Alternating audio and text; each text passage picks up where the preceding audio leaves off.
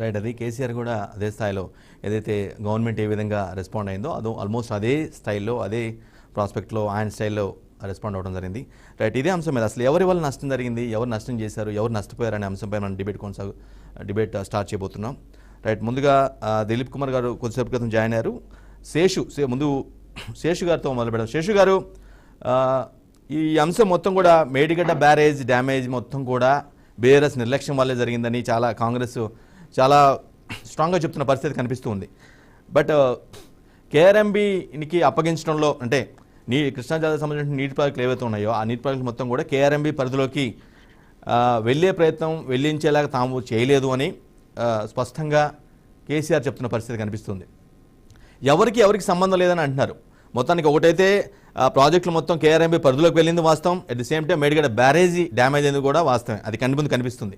ఎట్లా దీన్ని ఏ విధంగా చూడాల్సి ఉంటుంది, ఎవరు జవాబుదారులు అనుకోవాలి, అల్టిమేట్గా నష్టపోయింది ప్రజలేమో అనేది నా ఫీలింగ్. గోదావరి తీరంలో పవర్ పాయింట్ ప్రజెంటేషన్ తోటి పాలక పక్షం, కృష్ణా తీరంలో బహిరంగ సభ తోటి ప్రతిపక్షము ఒకళ్ళపై ఒకళ్ళు నీళ్లను అడ్డం పెట్టుకొని పై చేయి సాధించాలనేటటువంటి ఒక ప్రయత్నంలో తెలంగాణ రాష్ట్ర ప్రజలు కొంత కన్ఫ్యూజ్ అయ్యారు. నష్టం ఎవరికంటే మీరు చెప్పింది కరెక్ట్. ఖచ్చితంగా తెలంగాణ రాష్ట్రానికి నష్టం జరిగింది, తెలంగాణ ప్రజలకు నష్టం జరుగుతుంది. తెలంగాణ ఉద్యమంలో మనం కీలకంగా చెప్పినటువంటి అంశం ఏంటి? నిధులు, నీళ్లు, నియామకాలు. నిధుల విషయంలో దోకా జరిగింది, నీళ్ల విషయంలో మన నీళ్ల దోపిడీ జరిగింది, నియామకాల్లో మనకి వివక్ష జరిగింది అనేటటువంటి ప్రాతిపదిక పైన కదా మనం కొట్లాడింది. ప్రధానంగా ఆంధ్ర ప్రాంతం వాళ్ళు మన నీళ్లను ఎత్తకపోతున్నారు అనేటటువంటి విషయాన్ని తెలంగాణ ఉద్యమ కాలంలో మనం చాలా ప్రధానంగా తీసుకొని వచ్చినటువంటి అంశమే కదా. కాబట్టి ఇవాళ కూడా అటు మేడిగడ్డని ఇటు కేఆర్ఎంబి ఉన్న దాన్ని అడ్డం పెట్టుకొని తెలంగాణలో జలజగడాన్ని ఇంతకు ముందేమో ఇంటర్ స్టేట్ డిస్ప్యూట్స్ ఉంటే ఇప్పుడు ఒకే రాష్ట్రంలో ఉన్నటువంటి రెండు పార్టీల మధ్య డిస్ప్యూట్స్ గా మనకి చాలా స్పష్టంగా కనపడుతున్నటువంటి అంశం ఉంది. మనం మొట్టమొదటి అంశాన్ని కృష్ణా రివర్ బేసిన్ లో ఉన్నటువంటి విషయాన్ని సమస్యని కనుక మనం చూస్తే శాసనసభలో ఒక తీర్మానం చేశారండి. ఈ కృష్ణా రివర్ బేసిన్ లో ఉన్నటువంటి 9 ప్రాజెక్టులను మేము కేఆర్ఎంబికి అప్పజెప్పము అనేటటువంటి ఒక తీర్మానం చెప్పారు. ఒకవేళ అప్పజెప్పకుండా సమస్య పరిష్కారం అవుతుందా? మనం అనుకోవాల్సినటువంటి ఒక ప్రశ్న ఏంటంటే, అప్పజెప్పము అనేటటువంటి తీర్మానం శాసనసభలో చేస్తే ఒకవేళ అప్పజెప్పకుండా ఈ సమస్యకు పరిష్కారం దొరుకుతుందా అనేటటువంటి విషయాన్ని ఇక్కడ మనం ఆలోచించాలి. ఈ నీళ్ల పంపకాలు ఎవరి పరిధిలో ఉంటాయి? 2 రాష్ట్రాల పరిధిలో ఉంటాయా? 2 రాష్ట్రాల మధ్య నీళ్ల పంపకం జరుగుతుందా?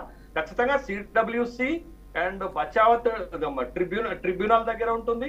కేఆర్ఎంబి ప్రాజెక్టు పరిధిలోకి బేసిన్ పరిధిలోకి వచ్చేటటువంటి పంపకాలే జరుగుతాయి. ఈ వాస్తవాన్ని మనం కాదనలేనటువంటి విషయం. అయితే జరిగినటువంటిది ఏంటి అని అంటే, ఇవాళ బహిరంగ సభలో కేసీఆర్ ఒక విషయాన్ని చాలా స్పష్టంగా ఒప్పుకున్నారు. ఏం ఒప్పుకున్నారంటే, రాష్ట్ర విభజన జరిగేటప్పుడు 2014లో ఈ ట్రిబ్యునల్ ఈ కృష్ణా బేసిన్ లో ఉన్నటువంటి వాటర్ ని 811 టీఎంసీల వాటర్ ని 2 రాష్ట్రాల మధ్య పంపకాలు జరుగుతున్నప్పుడు జరిగినటువంటిది ఏంటి అని అంటే, 36% మనకి, 64% ఆంధ్రప్రదేశ్ కి అనేటటువంటి కేటాయింపు చేశారు. అంటే 299 టీఎంసీలు తెలంగాణకి, 512 టీఎంసీలు ఆంధ్రప్రదేశ్ కి అనేటటువంటి ఒకటి విభజన చేస్తే, ఒక పంపకం చేస్తే, అప్పుడు కేసీఆర్ ఏమన్నారంటే ఇది పంపకము తాత్కాలికమే. అప్పుడు ట్రిబ్యునల్ చెప్పింది, కేసీఆర్ చెప్పారు ఇవాళ బహిరంగ సభలో. ఏం చెప్పారు? ఇది తాత్కాలికమే కాబట్టి మీరు ఒప్పుకోండి అని అంటే, తెలంగాణ రాష్ట్రం వస్తుంది కాబట్టి నేను ఆ పంపకాలకు ఆ రోజు అన్యాయం జరుగుతున్నా ఒప్పుకున్నాను, అది తాత్కాలికమే అన్నారు కాబట్టి నేను ఒప్పుకున్నారు అనేటటువంటి విషయాన్ని స్పష్టం చేశారు. అంటే అప్పుడు కేసీఆర్ ఈ పంపకాన్ని ఒప్పుకున్నారు అని తను బహిరంగ సభలో ఇవాళ చెప్పినటువంటి విషయం. అయితే నిజంగా తెలంగాణకు వచ్చేటటువంటి కృష్ణా బేసిన్ లో వాటర్ అన్యాయం జరిగింది. 299 టీఎంసీల కంటే మనకి ఎక్కువ రావాల్సినటువంటి దగ్గర తక్కువ వచ్చింది అనేటటువంటి విషయం అయితే స్పష్టమైంది. ఇవాళ ఏంటి అని అంటే, అసలు సమస్య ఎక్కడ వచ్చింది, ఈ సమస్య ఇప్పుడు ఎందుకు వచ్చింది అని అంటే, రెండు కారణాలు ఉన్నాయి. ఒకటి ఏంటి అంటే, నవంబర్ 30వ తారీఖు నాడు ఆంధ్రప్రదేశ్ కి సంబంధించినటువంటి పోలీసులు నాగార్జున సాగర్ పైన ఉన్నటువంటి 11 లాక్లను అక్రమంగా ఆక్రమించేసి నీళ్లను వాళ్ళు కిందికి వదులుకున్నారు. అంటే ఎలాంటి ఇండికేషన్స్ లేకుండా నీళ్లను కిందికి వదిలేసుకున్నారు. సమస్య అక్కడే మొదలైంది. నవంబర్ 30 నాడు తెలంగాణ రాష్ట్ర శాసనసభకు ఎన్నికలు జరుగుతున్నాయి. తెల్లవారుజామున ఆ పోలీసులు అక్రమంగా డ్యామ్ పైకి వచ్చారు, నీళ్ళని కిందికి వదులుకున్నారు. ఎందుకు ఆ పరిస్థితి తలెత్తిందంటే ఈ 10 సంవత్సరాలలో కృష్ణా బేసిన్ లో వర్షాలు పడ్డాయి, ప్రాజెక్టులన్నీ నిండు కుండలు లెక్క ఉన్నాయి కాబట్టి 2 రాష్ట్రాల మధ్య జల వివాదాలు రాలేదు, జల సమస్య రాలేదు. కానీ ఈ సంవత్సరం కృష్ణా బేసిన్ లో నీటి ఎద్దడి ఏర్పడింది, వర్షాలు సక్రమంగా పడలేదు. కాబట్టి ఆంధ్ర ప్రాంతంలో కృష్ణా డెల్టా ఆ ప్రాంతాలు ఎండిపోతున్నటువంటి సందర్భంలో ఈ సమస్య ఇప్పుడు మన ప్రజల ముందుకు, మన కళ్ళ ముందుకు వచ్చింది. కృష్ణా బేసిన్ లో గనక వర్షాలు పడకపోతే ఇబ్బందులు ఎదురవుతున్నాయి అనేటటువంటి విషయాన్ని మనం ఇప్పుడు గమనించాల్సినటువంటి విషయం. కాబట్టి ఇప్పుడు మన దగ్గర ఉన్న 9 ప్రాజెక్టులు, ఆంధ్రప్రదేశ్ లో ఉన్నటువంటి 6 ప్రాజెక్టులు, మొత్తం 15 ప్రాజెక్టులు ఈ కేఆర్ఎంబి పరిధిలోకి వెళ్ళాలి. వాళ్ళు వాటర్ డిస్ట్రిబ్యూషన్ రీడిస్ట్రిబ్యూషన్ చేయాలి. గతంలో తెలంగాణకు అన్యాయం జరిగింది కాబట్టి ఈసారి చేసేటటువంటి రీడిస్ట్రిబ్యూషన్ లో తెలంగాణకి న్యాయం జరగాలనేది తెలంగాణ వాదన. దీనిపైన సుప్రీంకోర్టులో కేసు ఉన్నది.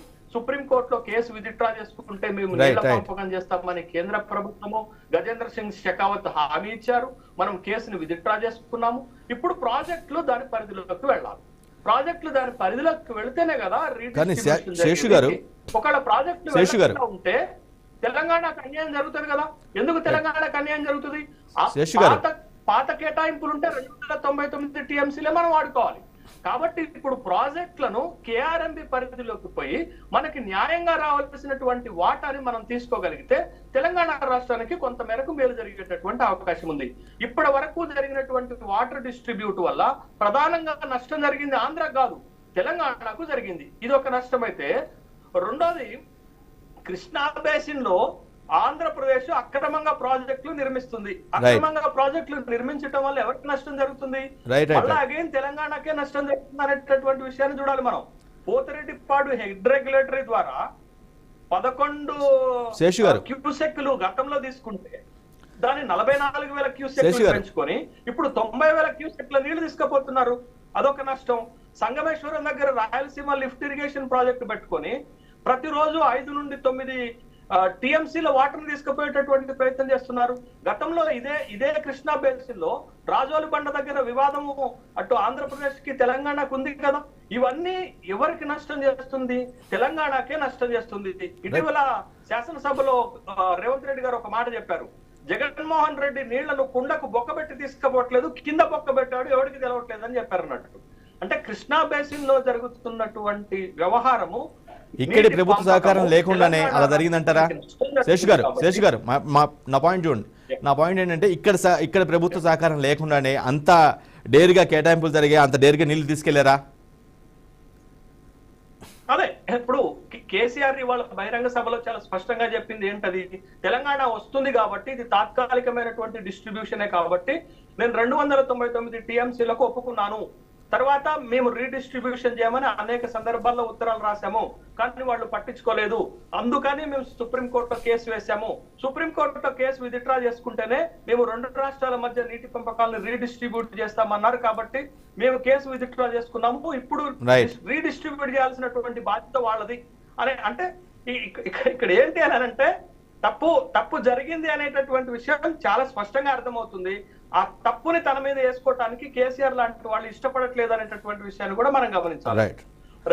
మళ్ళీ మీకు అవకాశం ఇస్తాను. తెలంగాణలో మళ్ళీ మీకు అవకాశం ఇస్తాను. రామూర్తి గారు, బీఆర్ఎస్ నేత రామూర్తి గారు ఉన్నారు. రామూర్తి గారు, మేడిగడ్డ